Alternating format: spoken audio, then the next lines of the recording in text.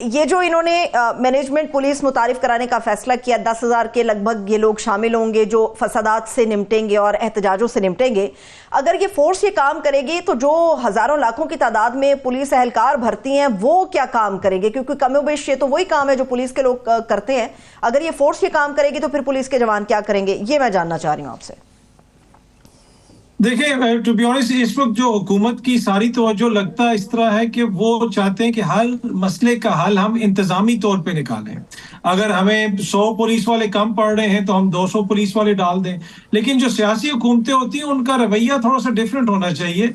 वो इन सारी चीज़ों को सियासी मैदान के अंदर भी हल कर सकते हैं। लेकिन आप ये 26 नवंबर का वाकया देख लें, उससे पहले एहतजाज देख लें, जितने भी वाकयात हैं आप उनका तसलसल देख लें, आपको लगता है इस तरह है कि हुकूमत कंप्लीटली इंतजामी तौर पे मामलात को आगे चलाना चाहती है, चाहे जोर से चलाए, जबरदस्ती से चलाए। इवन के बिलावल साहब का वो जो लाठी का भी जिक्र भी कर रहे थे आमिर मदीन साहब, इससे पहले उन्होंने 26वीं आईनी तरमीम के हवाले से ब्रूट फोर्स का भी जिक्र किया। जी, ब्रूट पॉलिटिकल फोर्स हम यूज करेंगे, तो ये बड़ी बदकिस्मती है। मैं एक छोटी सी बात करूंगा, देखें जो पार्लियामेंट होती है उससे हम सब की उम्मीद होती है। जो फॉर्म 45 पे पार्लियामेंट आई हो ना, वो उसका किरदार वो होता है जो साउथ कोरिया की पार्लियामेंट ने अदा किया है। मार्शाल्लाह लगा ना, उन्होंने 24 घंटे के अंदर वो बैरिकेड तोड़ के पार्लियामेंट के अंदर आए और उन्होंने जो करारदाद पास की और उसका नतीजा हमने देखा कि मार्शाल्लाह उतर गया। तो पार्लियामेंट से तो हम ये एक्सपेक्ट करते हैं कि आपने हमारे राइट्स को प्रोटेक्ट करना है, जो भी पार्लियामेंट हो, चाहे सूबाई हो या कौमी हो। पर अनफॉर्चुनेटली इस वक्त हमें कोई गंगा उल्टी बहती हुई नजर आ रही है। ये आपने पार्लियामान का जिक्र किया, यहाँ भी रात के 12 बजे तक हमारी पार्लियामान भी उतनी ही चाकरदस्ती के साथ 26वीं आईनी तरमीम पे बैठी हुई थी। और वो पहले अटेम्प्ट में जिस तरह किया जा रहा था और बाद में भी जिस तरह हुआ, मगर सिर्फ ये था कि इसका मकासद उल्टे थे। वहाँ पे शख्सी आज़ादी, बुनियादी हकूक़ के लिए ये किया गया, यहाँ उसको सलब करने के लिए, अदालतों को जकड़ने के लिए। और वहाँ अभी आप काज़मी साहब ये फरमा रहे थे कि इनकी इंतज़ामी सोच है। प्रॉब्लम यहाँ ये है कि इंतज़ामी एक गंद पड़ जाता है, इससे क्यास क्रिएट हो जाता है जब आप पैरेलल अदारे खड़े करते हैं। ये राइट पुलिस पंजाब में जो करने जा रहे हैं, तो जो रेगुलर पुलिस है, ये पहले ही वहाँ पे बड़ी मसला आ रहा है। वो कह रहे हैं कि जनाब आप एक कह देंगे कि ये स्पेशल पुलिस है, पहले ही कोई इतनी फोर्सेज हैं, कोई लीड फोर्स, कोई डॉल्फिन फोर्स, पता नहीं कौन कौन सी फोर्सें हैं। और इस तरह ही यही फार्मूला जो किया गया अदालतों में, जो कॉन्स्टिट्यूशनल कोर्ट्स बना दिए गए हैं, यही फार्मूला, ये जो मैं पीका की बात कर रहा हूँ, डिजिटल अथॉरिटी, पहले एक साइबर अथॉरिटी बनाई हुई थी, अब ये बनाई जा रही है। मगर प्रॉब्लम ये हो जाता है कि पूरे मुल्क में जो सिक्योरिटी जिसके नाम पे ये किया जा रहा है, वो तो एक पूरा तूफान आया हुआ है। ऐसी सिक्योरिटी के इश्यूज तो कभी भी नहीं थे जैसे कि आज केपी में, बलूचिस्तान में, नॉर्दर्न एरियाज में नजर आ रहे हैं। तो इनको ये समझ नहीं आती ये क्या कर रहे हैं काज़मी साहब। देखिए, इनका मेन इशू ये है आमिर साहब कि इनके पास वो जो एक सियासी लेजिटिमेसी होती है उसको लैक करते हैं। और उसमें फिर हमें नजर आता है कि वो जो एक सियासी कॉन्फिडेंस होता है हुकूमत के पास, एक जमहूरी हुकूमत के पास, वो भी इनके अंदर नहीं है। ये हर चीज में इनको अपने लिए खतरा नजर आता है और ये हर सियासी जो इनका मुखालिफ है ये उसको दुश्मन बनाने की जो है चक्कर में रहते हैं। अगर आप देख लें जिन मसाइल का आपने जिक्र किया, ये इतने गंभीर मसाइल हैं कि तवज्जो तो सारी उस तरफ होनी चाहिए। लेकिन कितनी हमने प्रेस कॉन्फ्रेंसेस देखी कि जहां पे हमारे वुज़रा बैठे हों और वो सुबह से शाम तक मसलसल टीवी पे हमें बता रहे हो कि बलूचिस्तान का ये इशू है, खैबर पख्तूनख्वा के जो बॉर्डर के इलाके हैं वहां से इस तरह इन्फिल्ट्रेशन हो रही है। उसमें तो हमें बहुत कम तवज्जो नजर आती है। हमें वो तवज्जो नजर आती है सियासी मुखालफिन के ऊपर कि जी ये फसादी हैं, ये मुल्क दुश्मन है और इन्होंने मुल्क में फसाद कर दिया। जब आपका ये एटीट्यूड हो कि वो फोर्सेस जिन्होंने मुल्क में सबसे ज्यादा वोट लिए हैं, अगर आप उनको मुल्क दुश्मन साबित करने पे तुले में, तो बुनियादी तौर पे तो आप मुल्क की आबादी की अक्सरियत को मुल्क दुश्मन कह रहे हैं। तो ये जो इनका मसला वही है, lack of legitimacy, lack of popular support और लैक ऑफ पॉलिटिकल लेजिटिमेसी। जब तक एक मुंतखब हकीकी मानों में जमहूरी हुकूमत नहीं आएगी, ये मसाइल हमें इसी तरह नजर आते रहेंगे। काज़मी साहब, आप बरतानिया में भी रहे हैं और बाहर 9/11 के बाद अमेरिका में उन्होंने कहा हमारी 27 एजेंसियां बनी हुई हैं और ये उस कन्फ्यूजन की वजह से ये इतना बड़ा लैप्स हुआ।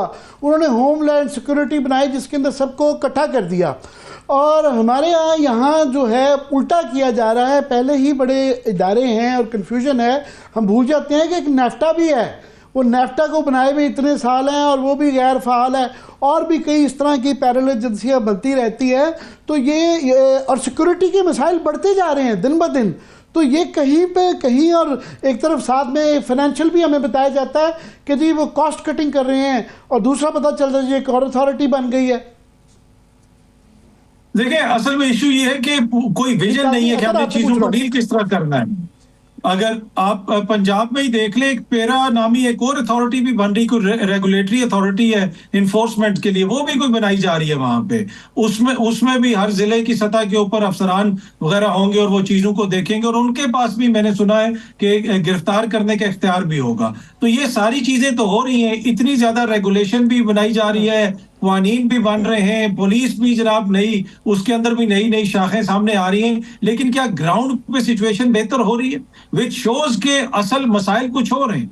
इनकी तवज्जो जो है, ये जो भी कर रहे होते हैं उसमें एक सियासी आंसर होता है, और फिर उसमें एक नी जर्क रिएक्शन होता है कि जो ही कोई चीज सामने आती है उसके रिएक्शन में फौरन पता चल जाता है कि हम ये करने लगे, हम वो करने लगे। प्रॉब्लम ये है कि जो एग्जिस्टिंग अदारे हैं, आमिर मतीन साहब, इन्होंने तो उनकी साख को भी दांव पे लगा दिया। अब मोटरवे पुलिस एक ऐसा इदारा है कि जिसके हवाले से मेजॉरिटी पब्लिक ये ओपिनियन रखती है कि वो बड़ा प्रोफेशनल इदारा है, वो रिश्वत नहीं लेते, वो अच्छे तरीके से डील करते हैं।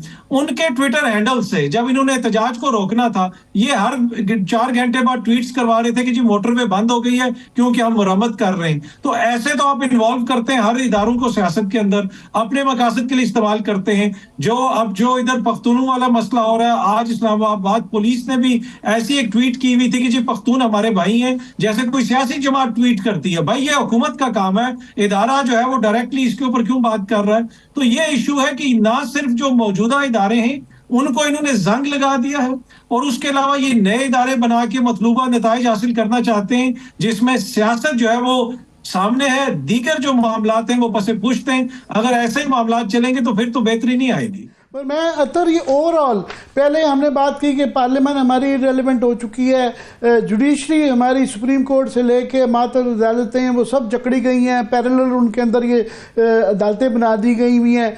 मगर ब्यूरोक्रेसी का जो रोल है ये काफ़ी दाइयों से सिलसिला चल रहा है। मगर अब ये अभी तारिक खोसा साहब ने जिस तरह ये लिखा है हाल ही में कि शर्म आती है कि जिस तरीके से अफसरान से, सीनियर हजरात जो है अपने जूनियर अफसरान से जिस तरह के सियासी एजेंडे पे काम ले रहे हैं, तो ये शर्मनाक हद तक ये मामला ख़राब हो चुका हुआ है। क्या कहेंगे?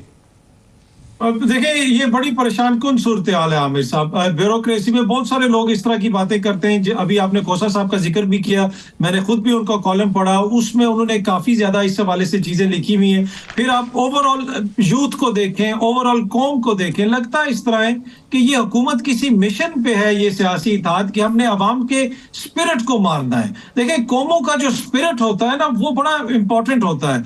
आपके अंदर एक उम्मीद होनी चाहिए कि भाई मैं अपने वोट के जरिए तब्दीली ला सकता हूं, मैं मेहनत के जरिए तब्दीली ला सकता हूं, मैं अदालत के जरिए मुझे इंसाफ मिलेगा। कम से कम पहले ये तो उम्मीद थी ना कि जी हम अदालत में जाएंगे, चले कोई इंसाफ मिल जाएगा। अब हुकूमत बेंच भी खुद बनाएगी, हुकूमत चीफ जस्टिस को भी तैनात करेगी, उस कमीशन में भी उनकी एक तरह से मेजॉरिटी है।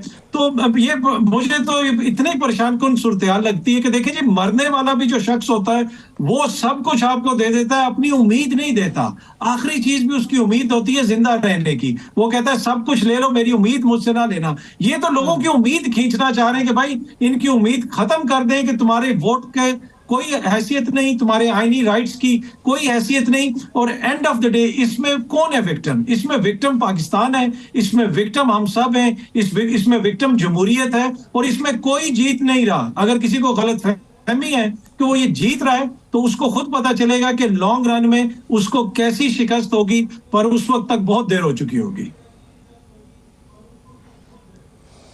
जी, ख़ास तौर पे फिर घूम फिर के हमेशा तमाम जो नज़रें होती हैं वो तो फिर अदालतों के पास होती हैं, मगर जिस तरह आपने अभी जिक्र किया कि अदालतों की जो हाल है, और खुदा साहब ने ख़ास तौर पे इलेक्शन कमीशन का भी जिक्र किया है कि इलेक्शन कमिश्नर साहब जो हैं वो उनका कोई हद ही नहीं हो रही है, उनके जो जिस तरह के वो फैसले कर रहे हैं, और ये हाल ही में ये जस्टिस जहांगीरी को हटा के जो एक रिटायर्ड जज को कर दिया गया है, और जिस तरह हर जगह पे रिटायर्ड लोग अपनी मर्जी के जो कि लगाए जा रहे हैं, लगा दिए गए हैं, उनके पास ये केस लगवाना, पंजाब के अंदर भी जो तमाम रूलिंग फैमिली के केसेस हैं वो एक रिटायर्ड जज के ट्रिब्यूनल में हैं, यहाँ भी रिटायर्ड वाले के पास आए हुए हैं।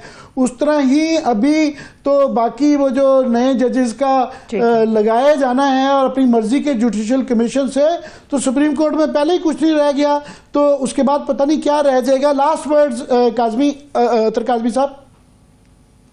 बस सर यही है कि हम लोग भी देख रहे हैं, जिस तरह पूरी कौम देख रही है, अब इनको खुद ये फैसला करना है कि इस निजाम को अभी आगे बेहतरी की तरफ किस तरफ लेके जाएंगे। इसमें मेन जो किरदार है वो अदलिया का था, लेकिन 26वीं आईनी तरमीम के बाद जो सूरत-ए-हाल अब बनी है, अनफॉर्चुनेटली मुझे बड़ी मैं माजरत के साथ और बड़े हम्बली ये कहूंगा कि लगता है इस तरह है कि हमारी सबसे बड़ी जो अदालत है वो इररेलेवेंट हो गई है। यहाँ पे जो कुछ 26 नवंबर को हुआ, ना उसके ऊपर कोई बात हुई, ना कोई उस तरह का हमें कोई बड़ा फैसला वहां पे आता है, ना ही कोई अब अदालत को डिस्कस करता है। कि लगता है इस तरह है कि बस अब जो हुकूमत चाहती है वही होगा, और ये बड़ी एक अनफॉर्चुनेट सूरत हाल है।